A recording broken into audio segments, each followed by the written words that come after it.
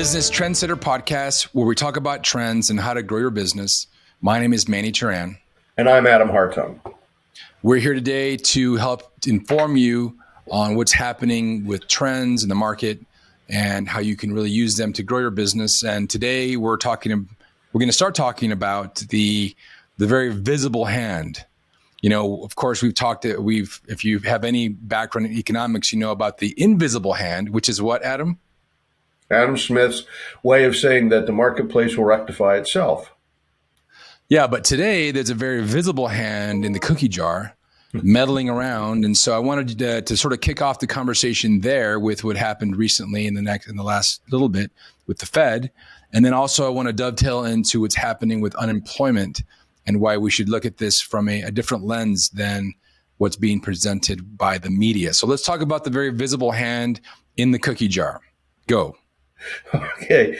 Well, it's interesting to me that the big layoffs are really in Silicon Valley type companies, not necessarily in Silicon Valley itself. For example, Amazon is headquartered up in Seattle rather than Silicon Valley, but it's kind of grouped in there. Twitter is in San Francisco. And a lot of these people have been undertaking some layoffs. Now, is that a disaster for the economy? Well, the reality is that unemployment still is remaining below 4%. Even with the layoffs that have happened over the last year, employers by and large are saying they're having difficulty hiring people rather than having, rather than we have a cratering economy. So it's hard for me to say that it's bad. But then again, there's that old saw that says, a recession is when your neighbor loses his job. A depression is when you lose your job. So there's the people that are losing their jobs. For them, this is a very bad thing. But again, let's take a look. You were talking to me earlier, and you said that Amazon employs 1.5 million people. I think, right? Yeah. So they recently announced 9,000 layoffs, which is obviously a big number but it's all relative. 9,000 over 1.54 million is about 0.6% of their workforce. I mean, that's like a rounding error. To me, it's incredible that they employ 1.5 million people. That's like the entire city of Las Vegas, Nevada, and Oklahoma City. I mean, the entire country of Namibia, by the way. So, yeah. I mean, those are huge numbers. But again, what happened was during the pandemic, we had a lot of people that couldn't work. For example, if they were in the services trades, like waiters and waitresses and cooks and people in restaurants, people in hotels.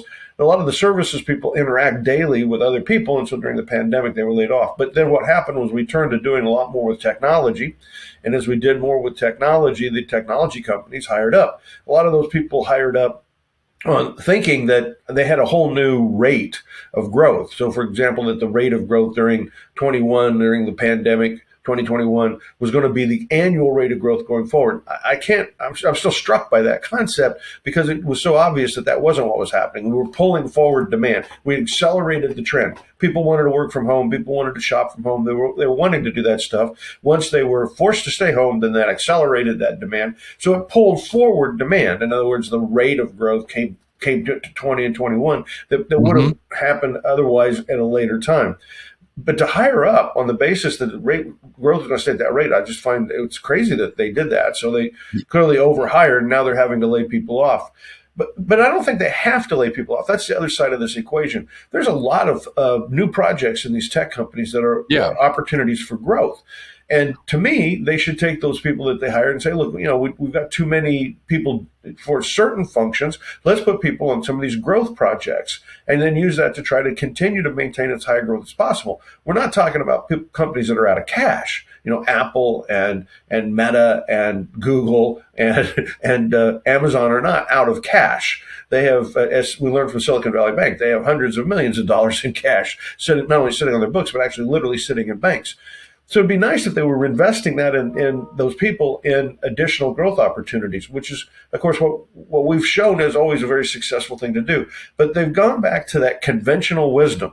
That whole conventional wisdom of, oh, Mm-hmm. we're not growing as fast. Now instead of looking at revenues, let's look at earnings and let's try to boost up earnings. And so they're, using that conventional wisdom, lay people off, try to get their earnings up. And of course, the analysts love it because analysts are fools and all they look at is earnings. They tend not to look at revenue growth as being the driver of success. They look at the earnings. And so it becomes sort of a wildfire. It starts spreading all across these companies. Oh, we should lay people off, increase earnings. And in the case of Meta, for example, they, about a year ago, they were saying, hey, look, we're losing a lot of money with the development of our Meta products. And at the same time, we're not growing our revenues in ads. And so consequently, we're going to start laying people off. And the stock was like $80 when they started saying that they didn't have growth. Now they've laid a whole bunch of people off. They've gone through 2 big rounds of layoffs, and they've said it's going to be an ongoing effort to reduce the workforce. And the stock is up to like $200. Mm-hmm. So it's more than doubled in that period.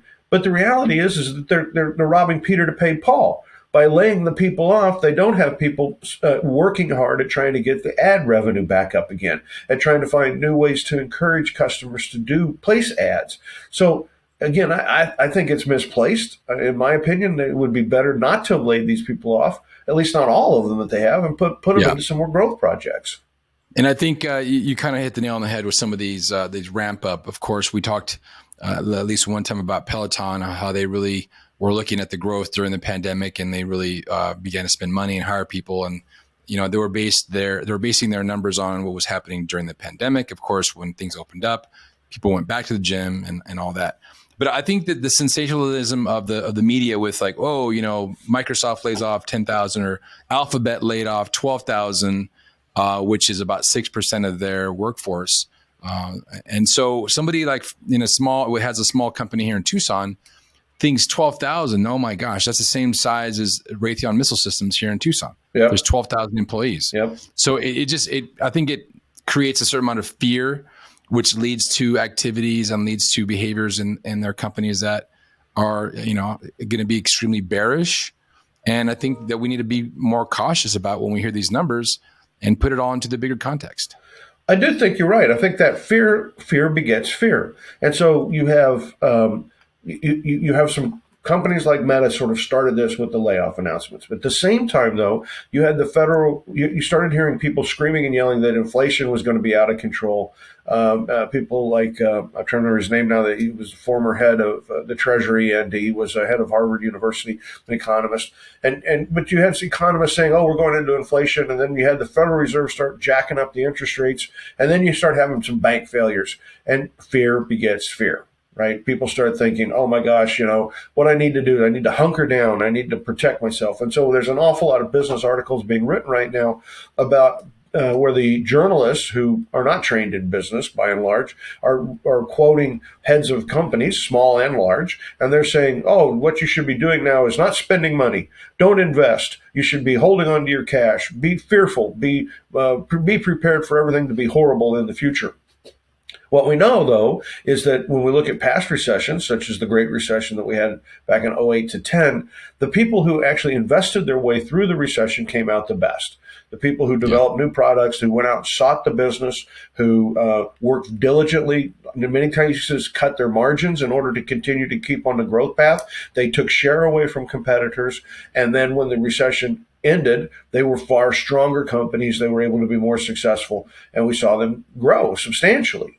So the opposite is usually the right tactic. Instead of this sort of gut reaction or what people call common sense, it's better to say, hey, look, what are we really doing here? Unemployment is actually quite low.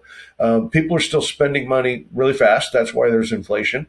And the best thing we can do is try to reach out and find new ways to grow our business during this period. And those that try to hunker down, we'll just steal the business away from them. If they're not willing to invest in their future, then let us invest in the future and take those customers, take those revenues, and position ourselves so that in a year or two, whenever we're through whatever this crisis is we're in right now, and we're looking at whatever the next crisis will be, then we'll be able to say we're doing better. Yeah, I think a lot of these business leaders and executives are making choices based on quote unquote conventional wisdom. I was talking to a company the other day that has orders for their product through 2025. Wow. Okay, they do a lot. They do a lot of military contracts. They do stuff with mining. They basically make metal parts, Yep. and they are completely booked for the next year and a half, 2 years. Yep. And what was interesting is when I was talking to this person, they were fearful, and I just couldn't understand. I couldn't understand how, even though they had orders the next 18 months, 2 years, they were still being very careful. Oh, we're not going to buy that new machine because that we're coming into a recession. I said, listen, you tell me that you get orders for the next 2 years, and even though you do, you're still going to pull back and not spend money and grow? And they said yes, because we don't know if these orders are going to get canceled. We don't know what's going to happen, so we got to be very careful. And I just shook my head. By the end of the conversation, I convinced them to maybe take another look at their spending and really use this time to capture market share. Any company that is their competitor that's on the edge is likely going to fall during this mild recession that we're going to have. And so it's an opportunity for them to really come in and capture market share. Yeah.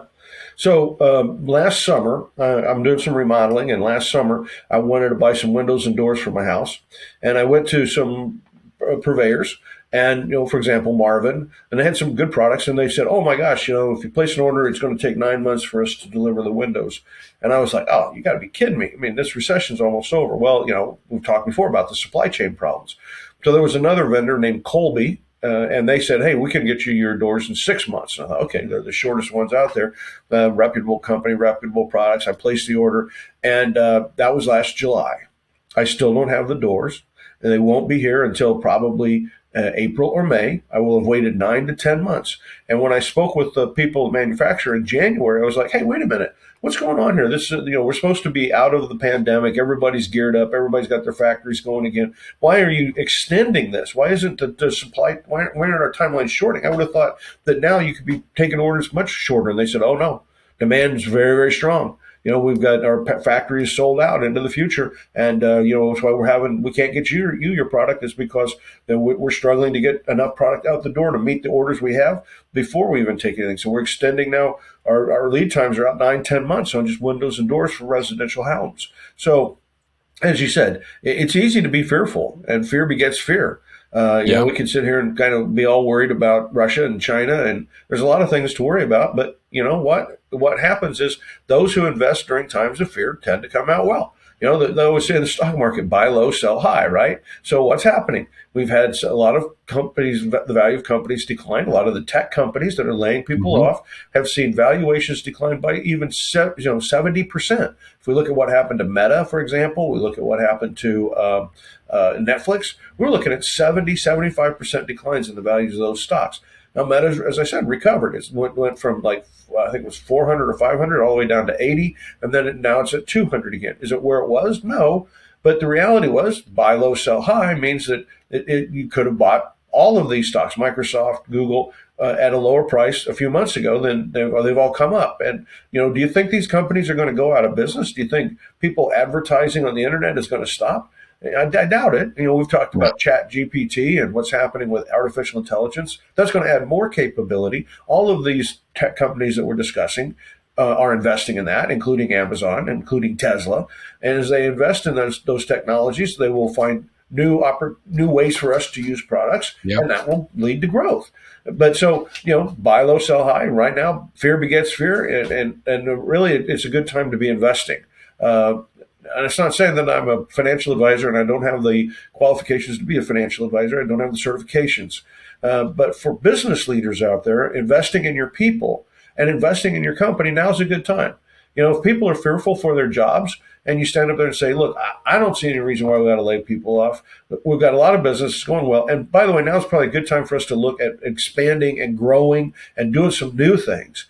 Your employees will become much more loyal. It's hard to hire. Well, the best thing to do is keep. Then you don't have to hire. And keeping people you show them that by investing in them, by saying, "We're going to keep you around. We've got lots of opportunities to grow. Let's get out there and make it happen." It's very true. Very true. I think leadership needs to really take a pause and see what needs to happen. All these things are interrelated. I was reading an article yesterday about how the price of natural gas is kind of all over the place and pretty high actually. And the natural gas is used in all sorts of things, including making fertilizer. It's used in PVC piping and making drywall. So when people don't think that things are related, and they're trying to buy drywall, and they're seeing that the drywall is 2x the cost or the price, it's all related. And so it's just interesting to see how somebody who gets fearful about what's happening with the employee situation. We've talked about the great resignation is now coupled to this, the onset and the growth of the trend of the gig economy. Everything is like a river; it's all flowing, and you've got to be smarter than one soundbite from Fox News or MSNBC, the two ends of the spectrum, and really think about what is it in your business that makes the most sense. And I think that this is what Adam and I do: is we talk with organizations that are in that position of where do we go next? What can we be doing right now to prepare and really take advantage of this recession that is by all accounts happening? And of course, I want to hear your take on what the Fed just did recently here to potentially, in their mind, mitigate, but potentially propagate what's happening with inflation. Yeah, I couldn't agree with you more. Sometimes business leaders will say, well, I sell this, whatever it is, and they think that's their business. Well, their business is keeping customers happy, and selling this keeps them happy. And if they don't want the same thing, they might want something new.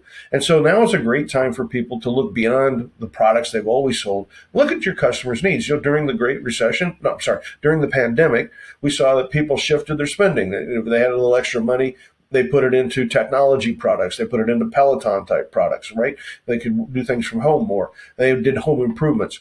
What you have to do as a business leader is look around, use your peripheral vision, and look at your customers and more than just what do they buy from you. What does your customer do?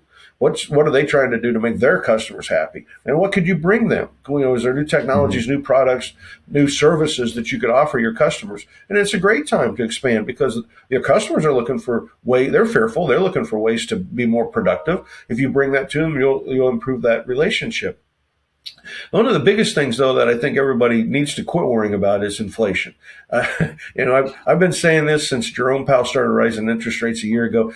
I just think he's absolutely wrong. I mean, I think he's 100% wrong in what he's doing, and yet today they raised interest rates a quarter point. Here we have, as we went over last week, we've got Silicon Valley Bank failing, not because they've got bad loans. They've got a gap in terms of their the ownership of their treasury bonds, and the treasury bonds themselves have gone down in value because interest rates have gone up. Now, there's a lot of investigation going on now. And it turns out that there were a lot of red lights going off for the last year, that the regulators had seen it. They had warned Silicon Valley Bank about this, and the management had refused to do anything about it. They weren't careful. They didn't really look at their customers. They didn't pay attention to their value proposition, and they got caught. There was a run on the bank, and they ended up going out of business. But I want to get back to the fundamental here, and that's that interest rates. And this all gets back to the supply chain issues. When we had a pandemic, businesses closed, completely and totally closed. And so what we had to do then as the pandemic ended was bring those businesses back online.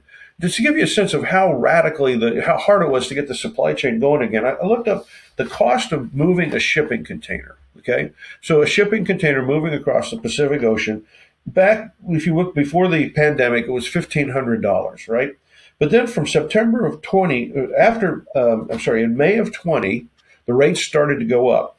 And by September 20 to May of 21, it had gone from $1,500 to $4,500. But then in July of 21, as we're starting to think, okay, this pandemic looks like it could be, what's going to happen, $12,000 to move one. Why? Because all the ships were locked up. Ships couldn't get into port. Port didn't have enough people. You couldn't get stuff moving. The supply chain was getting closed down. And therefore, if you could try to get something to move, it was $12,000. By January of 22, it was $11,250 to move a container. Today, it's back down to $2,000, right?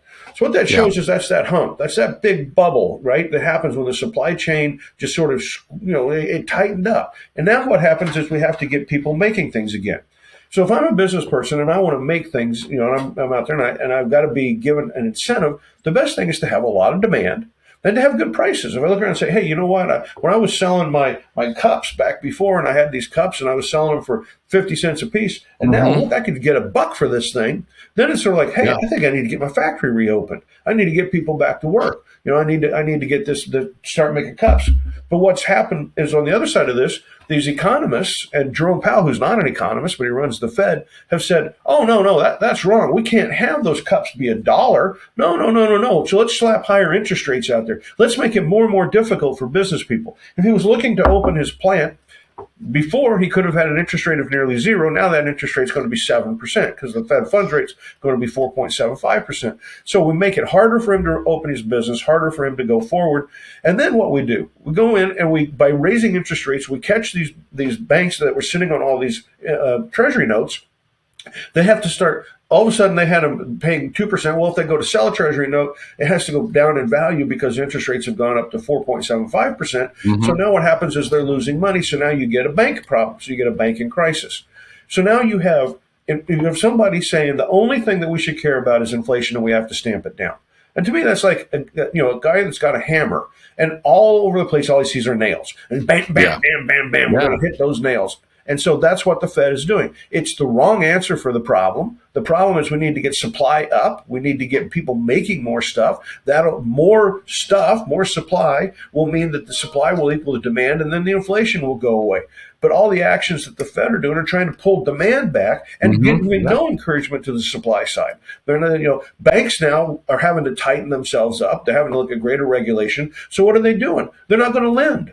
They're going to say, I don't want to lend to you because so that's going to reduce the amount of lending. That's going to make it harder on a business. The money that we have is the money, what we call the money supply, is the amount of money times the velocity. Velocity means how many times it gets spent. So if you do some work for me, Manny, and I give you $10, and then you turn around and you have you hire somebody to do a project for you, and you give them $10, and then they turn around and they hire somebody to do a project for them, and they get $10. That's the velocity. That's the money moving through getting used again and again and again. What's happened is now we're tightening down the velocity. We're saying the banks are saying, oh, no, we're not going to make those loans. So the interest rates go up and the number of loans they're going to make goes down. So people can't get mortgages. People can't get home loans. Construction companies can't get construction loans. Businesses that want to reopen can't get reopening loans so that they can get their businesses going again. So everything the Fed is doing is bad for business. It's bad. It's reducing the money supply. It's causing the supply chains to be tight. It's causing the banks, in some cases, to completely fail. But in other cases, it's causing them to have to reduce the amount of lending they do. The failures of the banks was deflationary because all the equity got wiped out. Some bonds are getting wiped out that are held by these banks. That's deflationary on the economy. They're really hurting the economy as much as the Fed can possibly try to harm the economy at a time when people are fearful.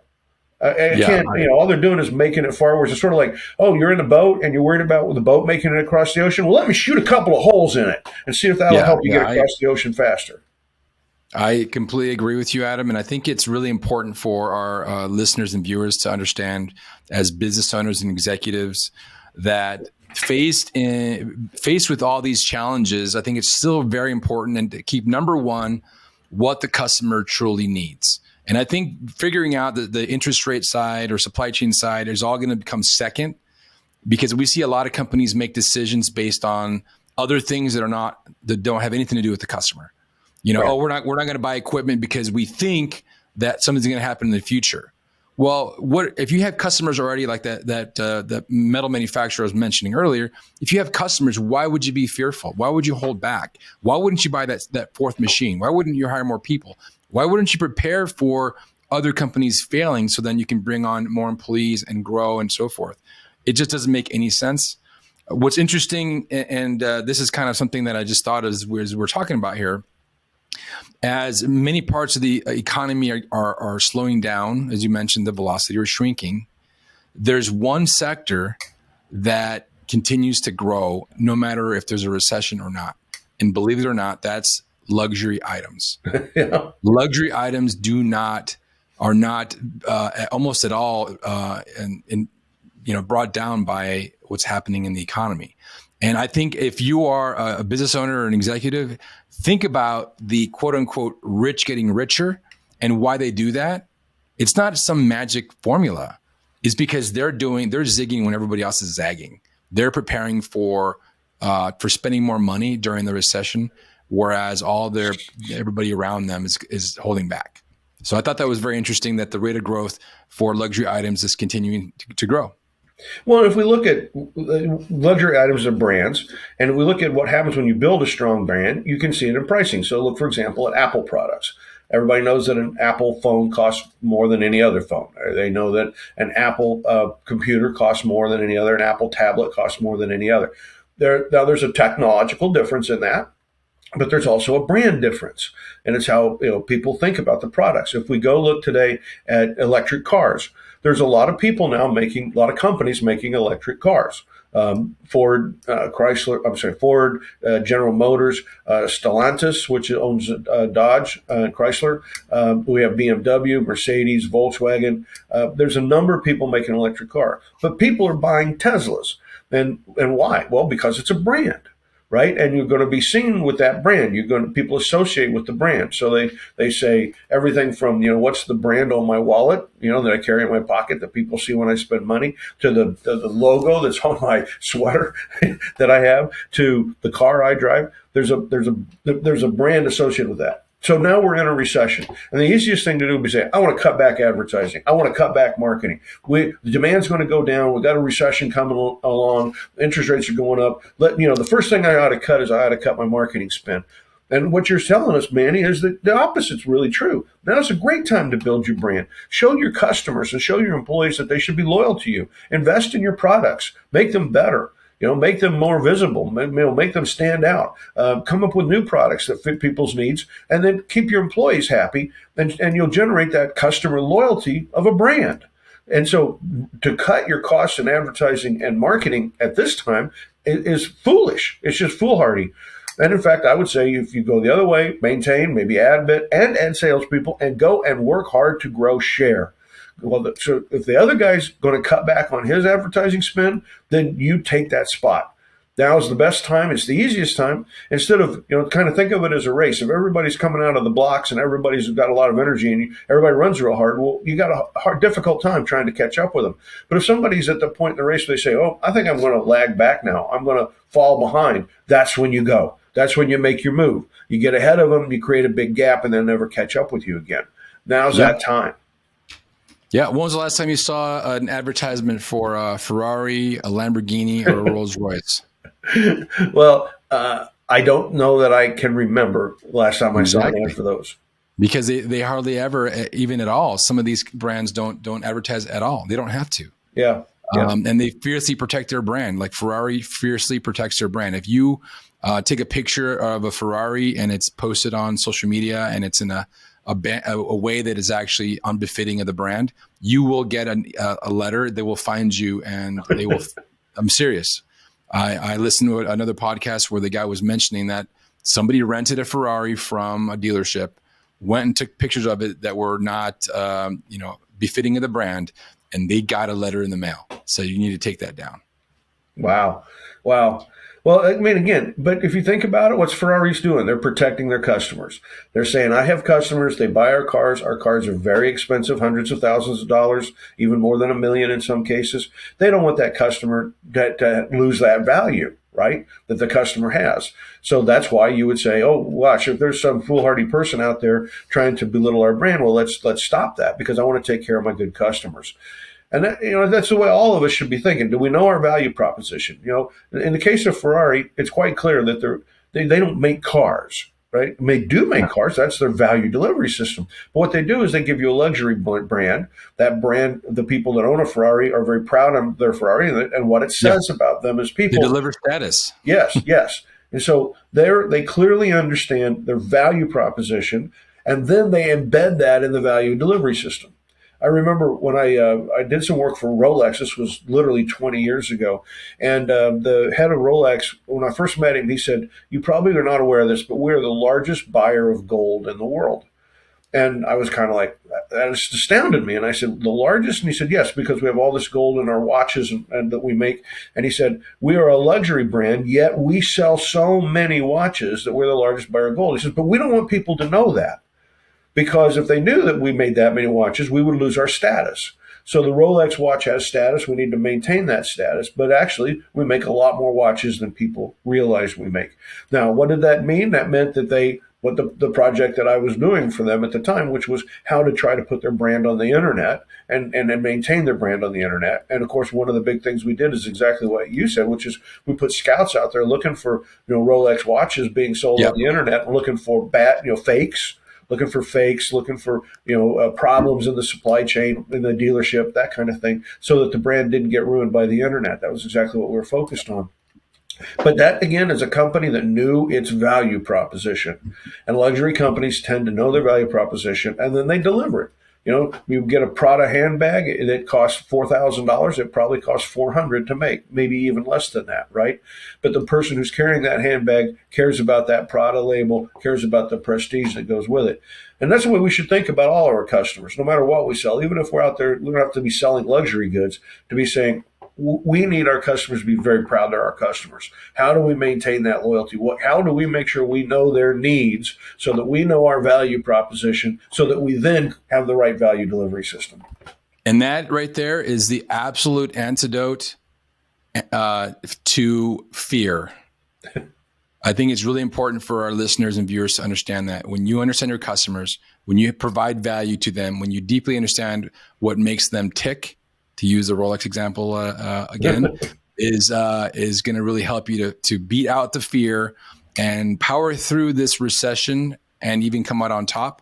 And one last piece of information I'll share with you before we log off today, Adam. And I won't go deep into why, but I'm going to send people out there to look on Google. Did you know that Rolex is a non-for-profit? Oh, yes, I did know that. Put that in your pipe and smoke it, right? Yeah, it is interesting to go understand why. It is. But I think those are good points, Manny. You really tied it up well. I agree. It's know your customer. Know your customer to overcome the fear. Very good, Adam. Well, have a great rest of the week, and we'll talk to you next week. Thank you. Cheers.